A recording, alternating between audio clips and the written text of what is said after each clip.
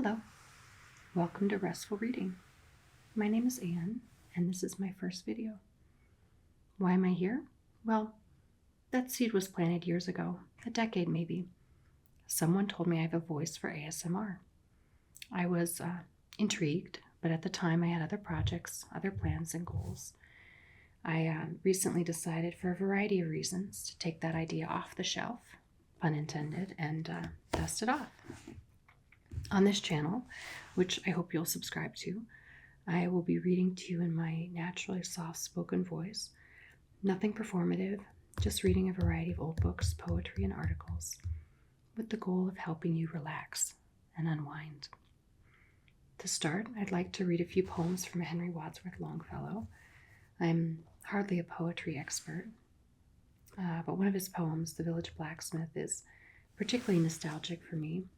In the 5th grade, my teacher was a big proponent of memorization, and we memorized all sorts of things, mostly poems, some speeches. Little snippets sometimes come back to me. And I'll be reading from this beautiful red leather book, The Complete Poetical Works of Henry Wadsworth Longfellow. I've bookmarked a few poems. If all goes well and you'd like to hear more, well, let me know. There are plenty to choose from.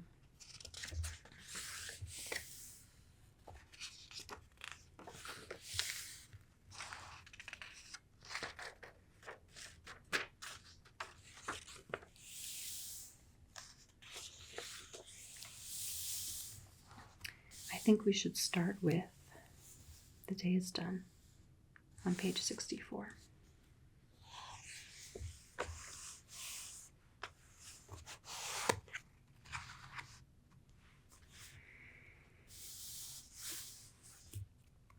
The day is done.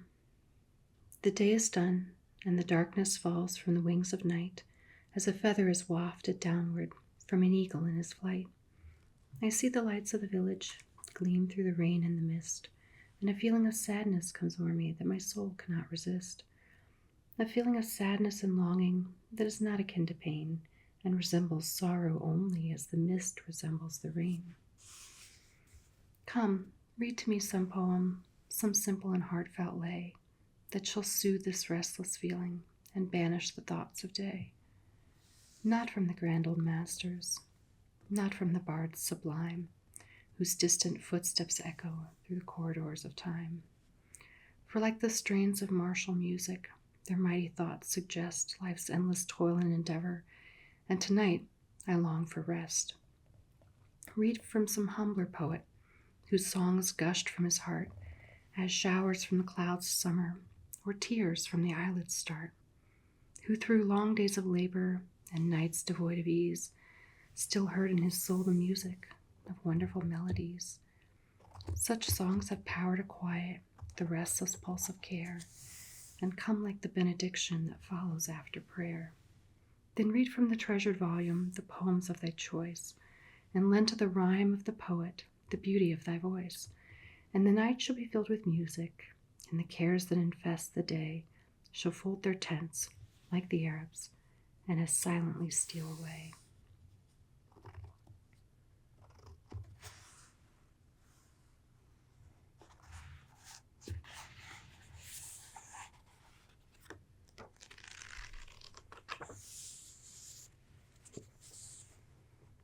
On page 188.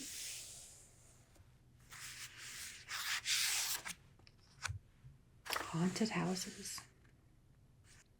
All houses wherein men have lived and died are haunted houses.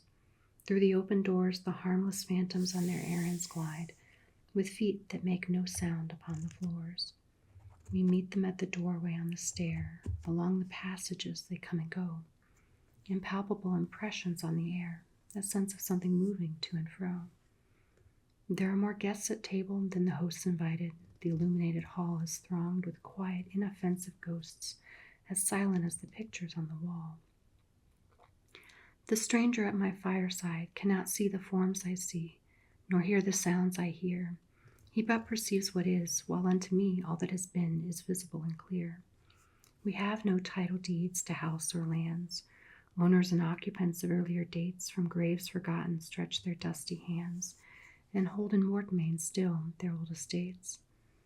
The spirit world around this world of sense floats like an atmosphere, and everywhere wafts through these earthly mists and vapors dense a vital breath of more ethereal air. Our little lives are kept in equipoise by opposite attractions and desires, the struggle of the instinct that enjoys and the more noble instinct that aspires. These perturbations, this perpetual jar of earthly wants and aspirations high, come from the influence of an unseen star, an undiscovered planet in our sky. And as the moon from some dark gate of cloud throws o'er the sea a floating bridge of light, across whose trembling planks our fancies crowd into the realm of mystery and night, so from the world of spirits there descends a bridge of light connecting it with this, o'er whose unsteady floor that sways and bends wander our thoughts above the dark abyss.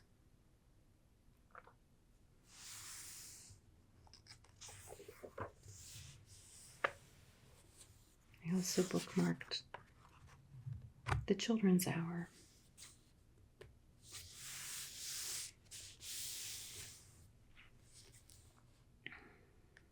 The Children's Hour. Between the dark and the daylight, when the night is beginning to lower, comes a pause in the day's occupations that is known as the children's hour. I hear in the chamber above me the patter of little feet, the sound of a door that is opened, and a voice, soft and sweet. From my study I see in the lamplight, descending the broad hall stair, grave Alice and laughing Allegra and Edith with golden hair. A whisper and then a silence, yet I know by their merry eyes they are plotting and planning together to take me by surprise. A sudden rush from the stairway, a sudden raid from the hall. By 3 doors left unguarded, they enter my castle wall. They climb up into my turret, or the arms and back of my chair. If I try to escape, they surround me. They seem to be everywhere. They almost devour me with kisses, their arms about me entwine, till I think of the Bishop of Bingen in his mouse tower on the Rhine. Do you think, O blue-eyed banditti, because you have scaled the wall, such an old mustache as I am is not a match for you at all? I have you fast in my fortress, and will not let you depart, but put you down into the dungeon in the round tower of my heart.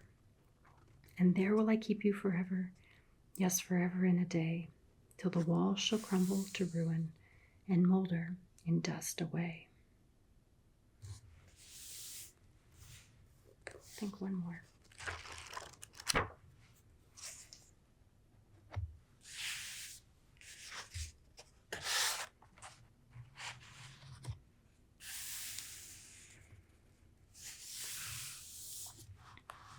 The Light of Stars.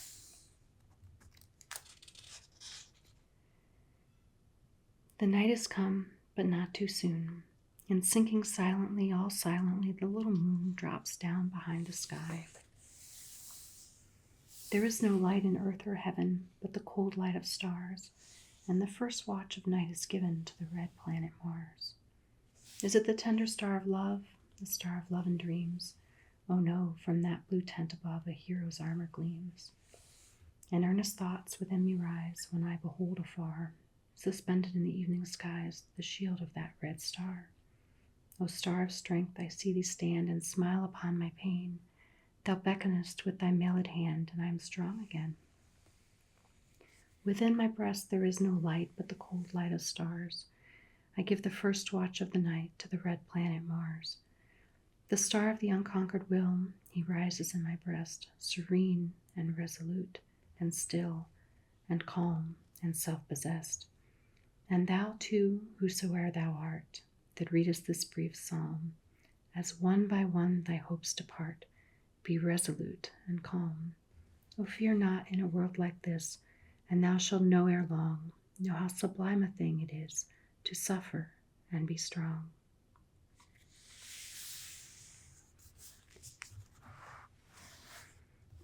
Thank you for listening.